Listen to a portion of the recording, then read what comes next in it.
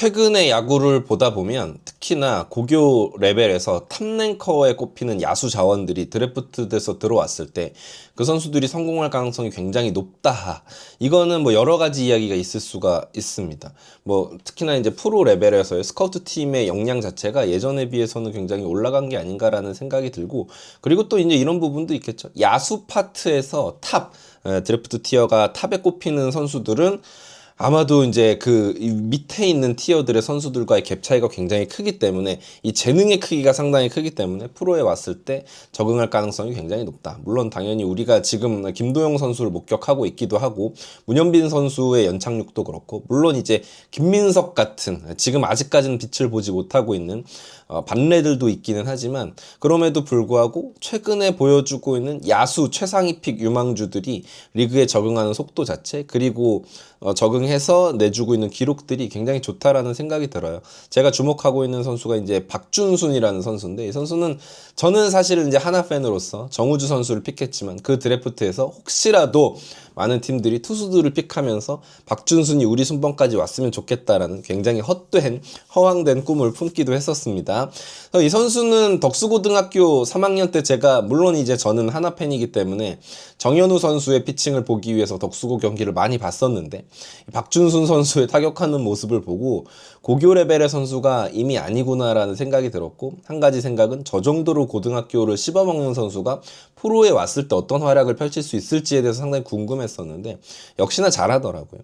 그래서 고교 시절의 압도적인 기록들을 한번 보면, 24년 그러니까 고3 시즌에 타율이 4할 4푼 1리, 50안타, 홈런 5개, 33타점에 도루도 22개, OPS가 무려 1.250이었습니다.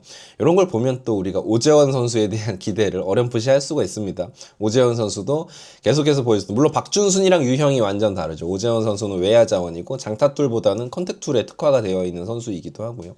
컨택이 좋았던 오재원의 신인 시즌을 한번 기대해 보겠다 정도로 생각을 할 수 있을 것 같고, 뭐 그럼에도 불구하고 타격에서의 재능은 사실은 오재원과 박준순이 비할 바는 아닙니다. 박준순 선수가 워낙 좋은 타격 툴이었고, 전문가들도 몇 년에 한 번씩 나올 법한 선수다라는 이야기가 있었기 때문에 말이죠.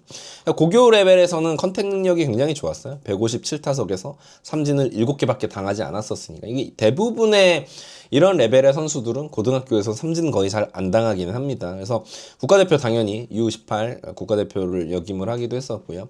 신세계 이마트배, 황금사자기 모두 팀을 우승으로 이끌었는데, 이때 당시에는 이제 덕수고 선수들이 너무 좋았죠.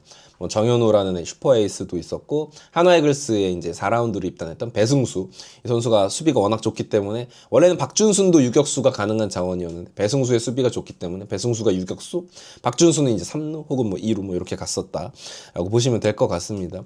이러면서 두산 베어스가 이번 26 드래프트에서도 김주호 선수를 뽑으면서 야수픽을 했었는데, 1라운드에서 2년 연속 그러다 보니까 야수픽을 한 게 됐네요. 그래서 신인 드래프트에서 1라운드 전체 6순위로 두산에 지명을 받았습니다. 1라운드 내야수를 뽑았던 게 2009년 허경민 이후에 16년 만에 처음이었다라고 합니다. 그러면서 계약금 2억 6천만 원, 야수치고는 6라운드를 1라운드 6번 순위 치고는 상당히 많은 액수를 받았죠. 그만큼 두산에서도 이 박준순에 대한 기대치가 굉장히 컸고, 미래에 진짜 20년 동안 두산을 책임져줘야 되는 선수입니다. 그래서 신인 시즌에 저는 조금 아쉬웠던 건 박준순의 데뷔가 좀 늦었다. 물론 이제 현장에서 보는 시각이 다르겠지만, 물론 두산 베어스도 지난 시즌 25시즌 9위를 할 거라고는 초반에 예상을 못했을 것이고, 윈나우 시즌이었기 때문에 조금 더 경험 있는 선수들한테 기회를 줬어야 되는 건 맞다고는 보긴 하는데, 이 박준순 선수의 그릇을 조금 낮게 본 게 아닌가라는 생각을 하기도 해. 뭐 제 개인적인 입장입니다, 이거는.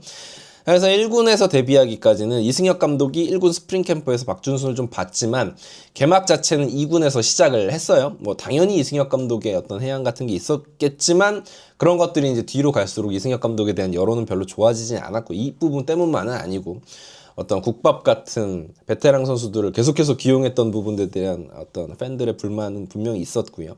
4월 13일에 대타로 나왔었고요. 4월 20일 기아전에서 8번 2루수로 선발로는 첫 출격을 했었습니다.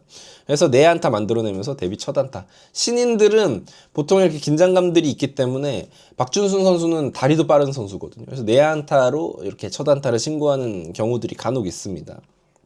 그리고 2군에 갔다가 6월에 콜업이 된 박준순이 6월 27일 NC전에서 첫 홈런을 이제 기록을 했기도 했고 3안타를 휘둘렀죠. 그러면서 자신의 이름을 리그에 이제 각인을 시켰다. 저는 6월 달에 이 선수가 빛이 이렇게 발휘되는 모습을 보고 조금 늦었다라는 생각, 아까도 말씀드렸지만 조금 했었던 기억이 있습니다. 그러면서 시즌 최종 성적은 91경기에 출장을 했고요. 타율도 2할 8푼 4리, 80안타, 4개의 홈런, 19타점, 10개의 도루를 기록을 했습니다. 후반기 10경기 연속 안타를 칠 정도로 이 선수의 타격 재능이 어마어마하고 충분히 프로에서 통할 수밖에 없다. 2년차 시즌이 되는 이번 시즌에는 아마도 이 박준순 선수는 무조건 1군에 박아놓고 갈 확률이 굉장히 높고 그래야 한다고 생각을 하고 그것이 두산의 미래라고 생각을 합니다. 그러면 최근에 가장 어떻게 보면 핫한 야수라고 할 수 있는 MVP를 지냈던 김도영 선수와의 비교를 한번 해보면 신인 시즌의 비교예요. 김도영의 신인 시즌과 박준순의 신인 시즌을 비교를 하면 박준순이 굉장히 좋은 시즌을 보냈어요. 김도영 선수는 103경기, 박준순은 91경기였고요. 타율도 차이가 조금 있고 홈런도 박준순이 하나 더 때려냈습니다. 도루 능력에서는 김도영 선수가 더 좋은 모습을 보여주긴 했지만 그렇다고 해서 박준순이 김도영보다 더 뛰어난 선수다라는 이야기를 하고 싶은 것이 아니라 박준순이 가지고 있는 가능성 자체가 김도영 선수의 그것과 비교를 했을 때 크게 떨어지지 않는다라는 이야기를 드리고 싶어요. 네. 그래서 김도영 선수는 아직도 기억나요. 22시즌 처음 시작하고 몇 경기 연속 무안타 행진. 잘 맞은 타구가 잡히기도 했었고 그랬던 기억이 있었는데 그것에 비해서 박준수는 데뷔가 조금 늦기는 했지만 이후에 여름 이후에 또 좋아지는 모습을 보여줬다. 그래서 박준수는 충분히 두산 베어스 입장에서는 우리에게도 김도영이 있다 정도의 자부심을 품을 수 있을 정도의 가능성을 가지고 있는 선수다라는 생각이 들고 이렇다 보니까 아무래도 김동주의 생각이 날 수가 있죠. 김동주는 98년도 신인 시즌에 미쳤었죠. 근데 이제 김동주는 대졸이었고 대졸 신인 시즌에 125경기, 121안타, 타율 2할 6푼 5리, 홈런은 24개, 89타점. 근데 이제 박준순 선수가 고졸인 걸 감안하면 3, 4년 정도 프로에서 숙성이 되었을 때 이 정도 스탯을 못 올리리라는 무조건적인 그런 확신은 할 수가 없다. 저는 오히려 이 박준순 선수의 포텐셜은 김동주와 비교했을 때 전혀 뒤처짐이 없다라고 사실은 생각을 해요. 그래서 이번 시즌 박준수는 3루수로 지난 시즌에 많이 뛰었지만 2루가 본인 스스로 더 편하다라고 이야기를 하기도 했고 자신감을 보였다라고 합니다. 그래서 팀 입장에서도 웬만하면 이 젊은 선수에게 부담감을 지어주기보다는 본인이 편하게 생각하는 포지션을 줘야 된다라고 생각을 해서 아마도 2루수로 많이 나오지 않을까라는 예상을 한번 해봅니다. 그리고 박준순 선수도 약점은 분명히 있습니다. 타율이 아까 2할 8푼대였는데 출루율이 3할 7리였어요. 볼넷 퍼센테이지가 한 3% 남짓입니다. 요거는 이거보다는 더 끌어올려야 되고 배드보리터라는 이야기인데 거기에 비해서 삼진 퍼센테이지가 높진 않거든요. 근데 본인의 스타일상 본인이 배드보리터라면 그 부분을 유지할 필요는 있어요. 그러니까 그 부분을 억지로 깰 필요는 없는데 적어도 지금 보여주는 타율과 출루율의 갭 차이가 너무 적기는 합니다. 요거는 아마 본인도 알고 있을 거고 두산 베어스 팀에서도 알고 있을 거기 때문에 과연 어떤 식으로 극복을 하게 될지도 좀 지켜봐야 될 것 같습니다. 리그 최상위급의 내야수로 성장을 할 거다라고 생각이 듭니다. 과연 이 박준순 선수가 26시즌이 끝날 무렵에 아시안 게임에 발탁될 수 있을지도 두산 팬들 입장에서 상당히 귀추가 주목될 것이다라고 생각이 들고요. 정근우 선수 이야기하는 분들도 계시고 여러 가지 컴패리즌들이 있는데 박준수는 이제는 두산 베어스를 한화 이글스가 상대할 때 굉장히 경계하면서 보게 될 것 같아요. 지난 시즌에도 여름에 만나면은 이 선수 컨택 능력이 워낙 좋기 때문에 어떤 코스로 다 안타를 뿌려낼 수 있는 선수였거든요. 점점 성장해 갈 것 같은 선수이기 때문에 두려움 반 그리고 기대 반 야구를 좋아하는 입장에서는 그런 마음으로 영상을 한번 만들어 봤습니다. 구독, 좋아요 부탁드리고 이글스 에브리 되었습니다. 감사합니다. 자, 여기서 이제 하나 치자. 칠 때 됐다. 뭐야 이거 왜 이렇게 맛있어? 이거야. 여러분, 벨라루스 최고의 과자, 넘버원 과자인 메가칩스입니다. 감자칩류 중에서는 제가 먹어본 중에 최고인 것 같고 비주얼이 되게 독특하죠?